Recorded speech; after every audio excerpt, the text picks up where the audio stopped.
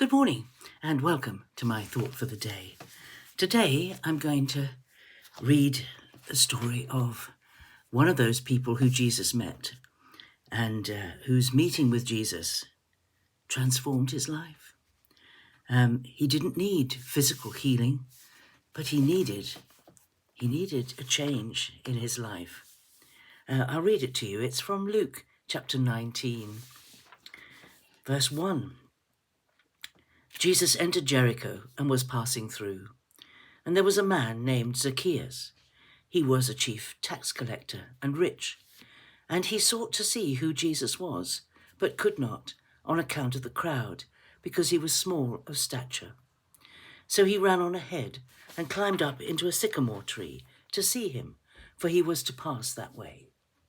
And when Jesus came to the place, he looked up and said to him, "Zacchaeus, make haste and come down, for I must stay at your house today." So he made haste and came down and received him joyfully. And when they saw it, they all murmured, "He has gone in to be the guest of a man who is a sinner." And Zacchaeus stood and said to the Lord, "Behold, Lord, the half of my goods I give to the poor, and if I have defrauded anyone of anything, I restore it fourfold." And Jesus said to him, "Today salvation has come to this house, since he also is a son of Abraham. For the Son of Man came to seek and to save the lost." It's a wonderful story, beautifully told by Luke. You can almost be there yourself, in the crowd, waiting, knowing that Jesus is coming to your town, to Jericho, not to Jerusalem, not to Samaria, but to Jericho, which was a very prominent trading town, quite near to the River Jordan. And Zacchaeus was a well-known person, and he was a tax collector, and it's quite evident that money ruled his life. So he was short. He was not a tall man, he was a short man. And maybe him being a short man had made him a little bit on the mean side, I don't know. He had to make his way in life, and he cheated people. He'd worked for the Roman authorities. He'd been a tax collector, and he had fleeced people. He had made his money. He'd taken money from people. So Jesus was walking down the street, and Zacchaeus was at the back of the crowd, and he couldn't see him. So he climbed a tree. He climbed a tree so he could see over the heads of everyone else to see Jesus. And you know, for some people, the first thing that they have about Jesus is curiosity. What is Jesus like? What was he like? Was he really like that? Did he really behave like that? I want to know a little bit more about him.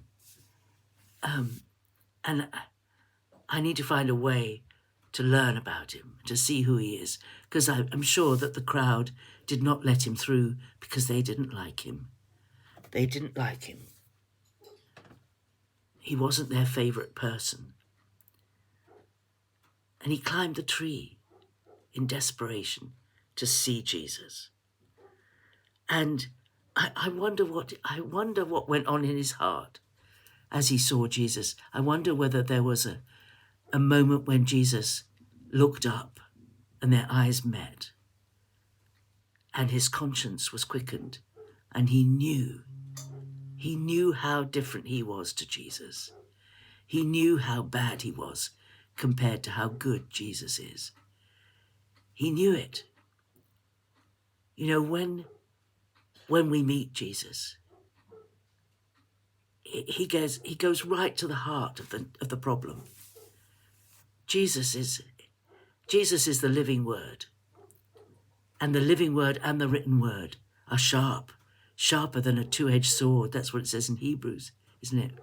Piercing between the flesh and the marrow, piercing right to the heart of things.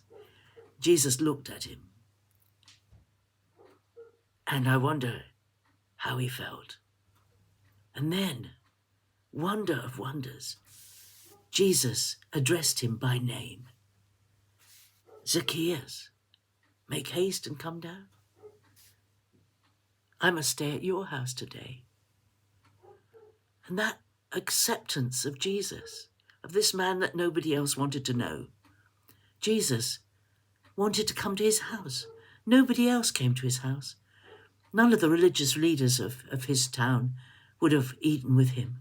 They didn't want to know him because he was a collaborator with the Romans and he cheated people and money was his god and he was regarded as a sinner and they would never have met with him. They wouldn't have sought him out. Jesus sought him out.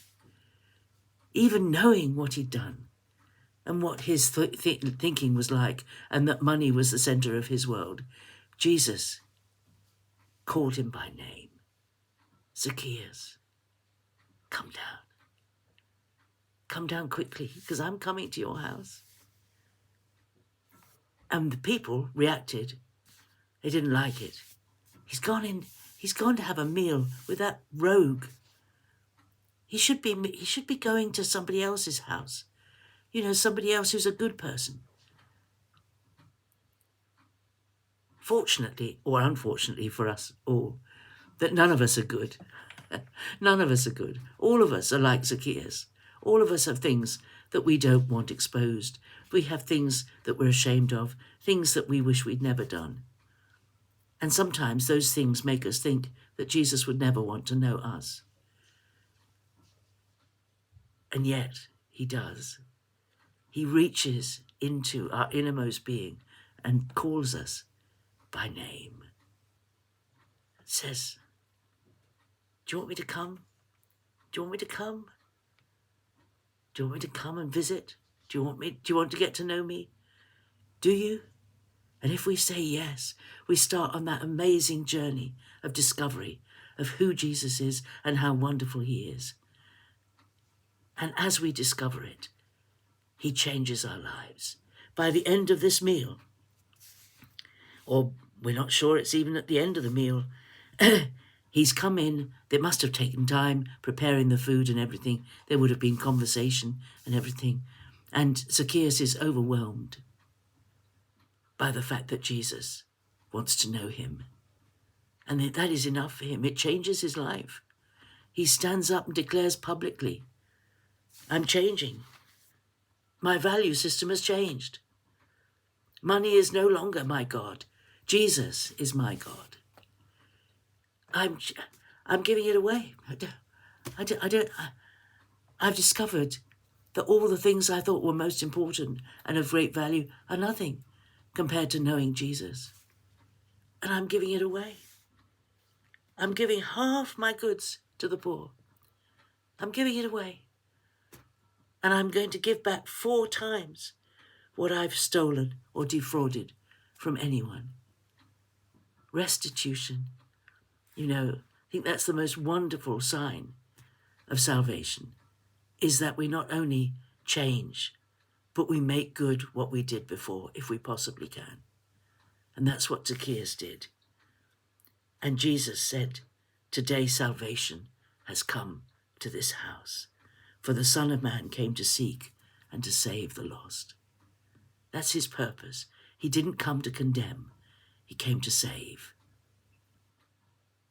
He came to save. And you know how often it is.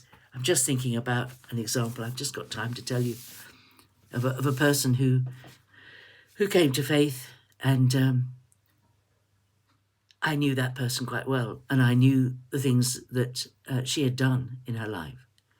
And I was expecting the really big, difficult things in her life to be the ones that Jesus would put his finger on to begin with. And I was surprised that it was at least 6 months before the thing that seemed to me to be the worst thing that she did as part of her lifestyle would be sorted out. I thought it would change immediately. And the Lord Jesus, he knows what are the most important things in our lives, what needs to change first as we come to him. And we can trust the Lord to deal with each of his servants just the right way, just as he calls each of us by name. He pinpoints and puts his finger on the next thing that needs changing, the first thing that needs changing, then the next thing, then the next thing. That as we walk with him, we are purified and sanctified. We change. We change. Genuine salvation results in change. That's someone at my door. I've finished for the morning.